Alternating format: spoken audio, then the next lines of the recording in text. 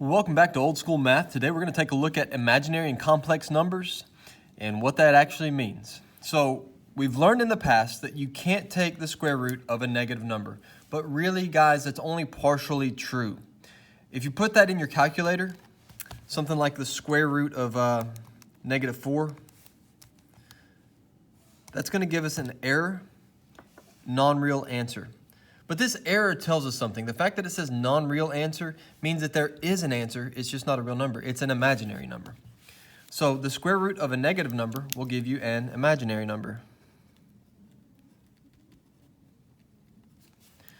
These are extremely useful in lots of different places, especially in physics, quantum physics, modeling, waves and light, and periodic motion, circuitry. Lots of different places use imaginary numbers. And even though we call them imaginary numbers, they're actually real things that mathematicians use. By definition, here it is. I is equal to the square root of -1. So if we're simplifying a radical that has a negative in it, we want to keep this in mind. I equals the square root of -1. Now, this square root of -4, we could look at as the square root of -1 times the square root of 4. Okay? Now we know the square root of 4 is 2. We know the square root of -1 is I. So if we put this together, we would get the imaginary number 2I. How about square root of -1? Well, by definition, that's just I. How about -40? If we break the 40 apart, we could get that is 4 times 10. So we could really rewrite this as the square root of -1 times the square root of 4 times the square root of 10. Now, I left these separated here because I know the square root of 4 is 2. And I know that there's no square root, perfect square, with the factors of 10, which are just 2 and 5. So that stays 2 square root of 10. And then the square root of -1 is I. So I could write this answer as 2 square root of 10 I. On number 4, we've got a -5 hanging out front and a -45 under the radical. The negative is going to come out as I.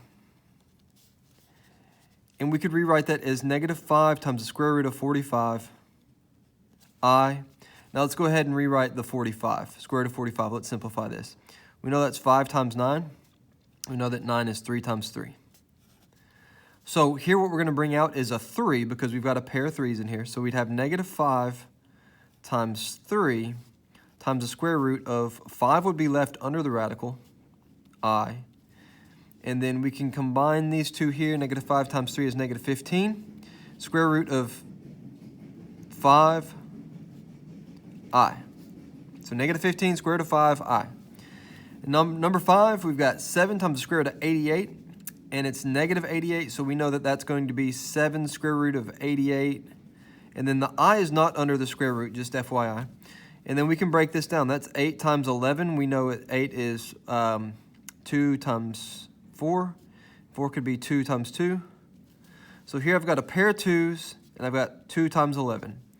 So the 2 comes out front, so 2 times 7 times the square root of what would be left under the square root. The 2 times 11 is 22.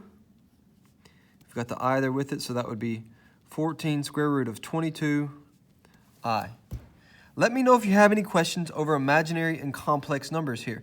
The thing that you want to remember here is that if there's a negative under the square root, we can find the square root of that number. Just simplify the radical as usual and put an I at the end. The I tells us that it's imaginary. Thank you for watching Old School Math.